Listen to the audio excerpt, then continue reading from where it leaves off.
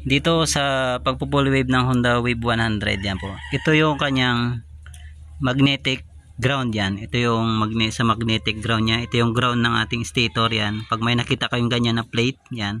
Nandito yung ground niya. Yung magnetic wire. Yan. Kinat natin yan sa pagkakahinang. Tapos dito yung yellow. Yan. Ito yung yellow. Tinuturo natin. Kinat din natin yung yellow na nakahinang dito. Yan. Yung yellow lang ang gagalawin natin. Yung yellow at saka yung ground ng magnetic. Yan. Yan. Natanggal natin yung ground ng magnetic. Nakakat na natin dyan sa pagkakahinang. Tsaka yung yellow. Yan. Nakat na rin natin. Pagdudugtungin natin yung magnetic. Yan. Magnetic ground. Tsaka yung yellow. Yan. Ito na siya. Nahinang ko na siya. Yan. Tapos dito sa wire ng ating stator yung yellow at saka white. Yan. Kinat ko na lang siya kasi itong yellow kanina may putol na. Pinutol na nila, kinat ko na siyang tuloy para ihinang ko na siya. Yan.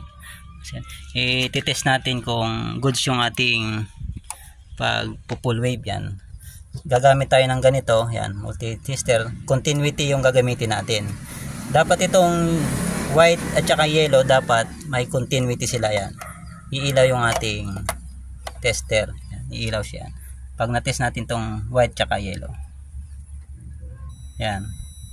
Umilaw siya, may buzzer siyang tunog, ibig sabihin goods yung ating pag full wave. Tsaka kailangan itong yellow at saka white wala na siyang contact sa ground ng ating stator. Yan. Wala dapat siyang contact. Yan. Dapat wala na siyang contact, dapat walang tunog. Yan. Yan, goods, walang tunog, walang continuity. Tapos yung white, yan, dapat walang continuity. Ito lamang dapat silang dalawa may continuity. Yan. Kita nyo may ilaw, may tunog. Yan. Ibig sabihin goods. Yan. Yun. Tapos papakita natin mamaya yung pag-test ng full wave sa ating test light kung gumagana ba. Yan.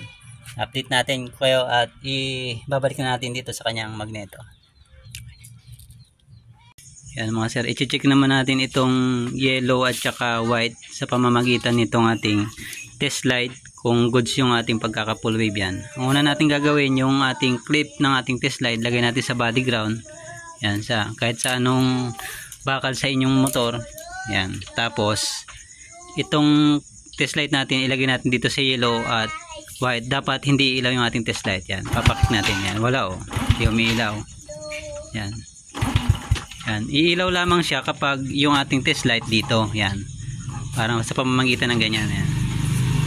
Yan, ganyan.